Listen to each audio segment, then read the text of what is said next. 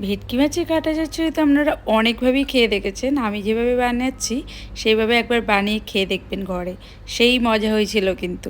তো দেখে নেওয়া যাক কীভাবে বানিয়েছি। প্রথমে ভেটকি মাছের কাঁটাগুলো নুন হলুদ মাখিয়ে ভালো করে ভেজে নিতে হবে। ভাজা হয়ে গেলে ওই কড়াইয়ের মধ্যেই আমি আর একটু সামান্য তেল দিয়ে আবার পেঁয়াজ কুচিগুলো দিয়ে ভালো করে ভেজে নেব। পেঁয়াজগুলো লাল লাল ভাজা হয়ে গেলে এর মধ্যে দিয়ে দেবো আদা রসুন আর কাঁচা লঙ্কা বাটা। আবারও ভালো করে ভেজে নিতে হবে।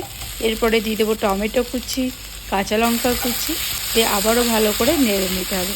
নেড়ে নেওয়ার পরে এর মধ্যে আমি দিয়ে দেবো স্বাদ মতো নুন দিয়ে হলুদ গুঁড়ো আর কাশ্মীরি লঙ্কা গুঁড়ো দিয়ে ভালো করে মিশিয়ে নিয়ে মশলাটা যাতে না ধরে যায় সেই জন্য এর মধ্যে আমি একটু জল দিয়ে আবারও মশলাটাকে ভালো করে কষিয়ে নেব।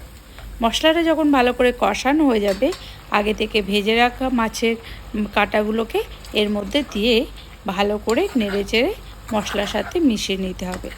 মশলার সাথে মেশানোর পরে এর মধ্যে আমি দিয়ে দেব আগে থেকে বাড়িতে তৈরি করে রাখা ধনে জিরে গরম মশলা শুকনো লঙ্কা শুকনো কড়াই ভেজে রেখেছিলাম, সেই ভাজা মশলাটা এর মধ্যে দিয়ে আবারও ভালো করে মিশিয়ে নিতে হবে।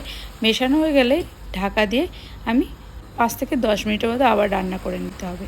রান্না করে নেওয়ার পরে এর উপরে নামাবার আগে ধনেপাতা কুচি দিয়ে ভালো করে নেড়ে নামিয়ে নিলেই তৈরি হয়ে যাবে আমাদের ভেটকি মাছের কাঁটা চচ্চড়ি।